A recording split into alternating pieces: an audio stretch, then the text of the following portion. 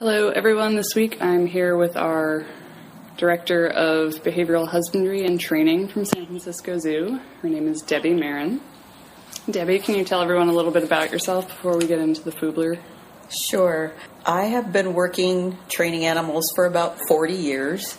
I started out at a place called Lion Country Safari in Southern California, and I went to Moore Park College and got a degree in exotic animal training and management. And then I spent 27 years training marine mammals at Marine World Africa, USA. And I've been at San Francisco Zoo for the last 7 years. So hopefully you guys can all understand why I want Debbie in on the Foobler training story, because she's going to be such a big part of it. So what are your goals for training Boone to use the Rhino Foobler?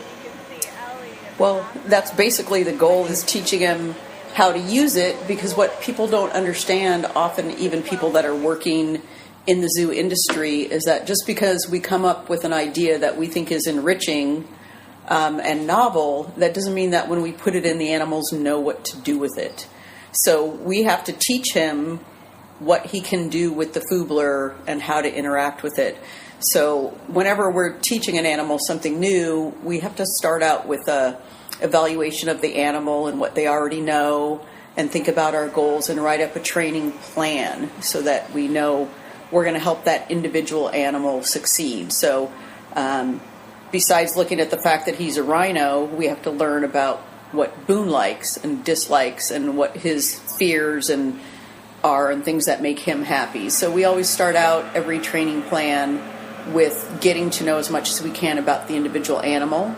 And part of the way we do that is sit and talk with the keepers, because they know their animals best, and they can tell us all the things that we want to know about the animal when we set our plan. So with Boone specifically, we learned some of the foods that he likes best, which are corn and some little apple-flavored biscuits and apples and pears and melons, so we know what kind of reinforcers to use.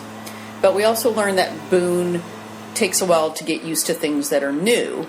And so we want to take all of our steps very slowly with him and not scare him.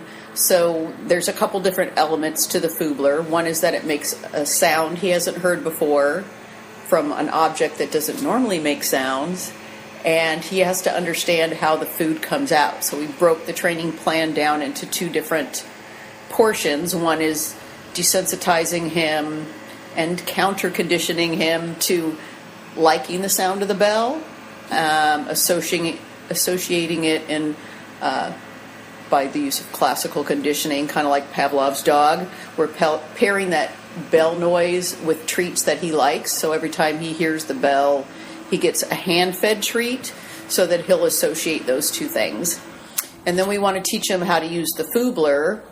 And because new objects can be scary too, first we put it in there and just let him see it. Then we put food around it and food on it in his breakfast area. So he starts associating that object with food, that it's not just an empty ball that he pushes around. So then there's a lot of little tiny steps broken down to get him to understand that he needs to push the ball to get the food now. So we went from putting food around the Foobler to now we're putting food underneath the Foobler, and in order to get those treats, he's got to push the Foobler and then find his rewards underneath.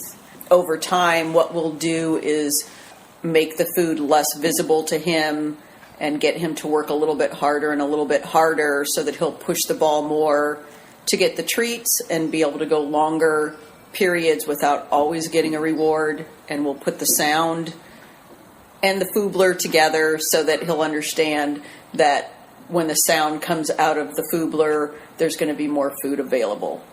We'll move on and progress depending on how quickly Boone learns, and evaluate as we go.